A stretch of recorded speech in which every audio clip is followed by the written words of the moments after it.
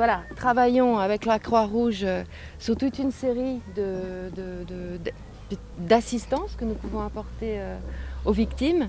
Vous le voyez, donc l'établissement de ces camps d'hébergement, de recasement, des aides d'urgence de type médical, y compris de soutien psychologique, des kits sanitaires pour aider voilà, les familles qui s'installent ici. Nous sommes bien sûr dans un contexte très spécifique, celui de la pandémie de Covid. Ça n'arrange rien.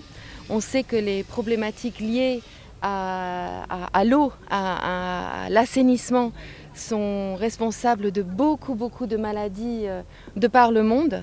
Voilà, ça n'arrange donc évidemment pas la situation que nous traversons ensemble liée à la pandémie. Au moment où la crise frappe, il faut pouvoir agir très vite. Et je crois qu'ici, on a vu, les inondations du 7 septembre ont été dévastatrices, mais les gens ont pu être hébergés et assistés très vite. Donc ça, c'est une première chose. Je crois que le message fort, c'est que l'action de l'État, qui a été très rapide et efficace, se combine le plus efficacement avec les acteurs de terrain comme ceux de la Croix-Rouge et bien sûr ceux des partenaires qui les accompagnent.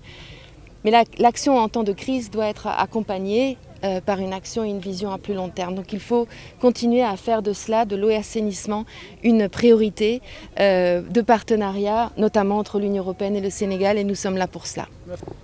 L'Union européenne a participé de manière efficace et efficiente dans le fonds d'urgence des secours en cas de catastrophe. Parce que la fédération dispose d'un fonds et en cas d'inondation, il fait un appel. Et l'appel a été entendu par l'Union européenne qui a donné un tiers du budget de ce fonds d'urgence. Nous saluons cet effort parce que cela a permis à la Croix-Rouge, vous avez vu les tentes ici, de manière pratique. C'est les volontaires de la Croix-Rouge qui ont installé ces tentes. C'est les volontaires qui font la sensibilisation dans le camp et en dehors du camp. La sensibilisation concerne la lutte contre les maladies hybrides, parce que qui dit inondation dit maladie hybride.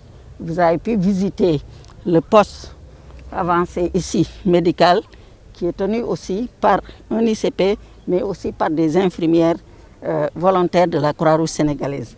C'est ça la force de la Croix-Rouge sénégalaise, c'est de pouvoir mobiliser en situation d'urgence des personnes de tous les profils qui puissent répondre aux besoins de la communauté et qui vivent dans la communauté.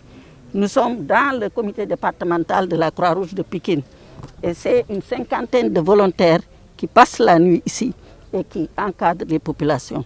Vous avez pu visiter, vous avez pu voir et vous allez voir aussi comment ils vont aider ces populations qui voudront regagner leur domicile, comment ils vont les aider dans le cadre de la pulvérisation donc des domiciles pour prévenir toutes sortes de maladies ou une épidémie.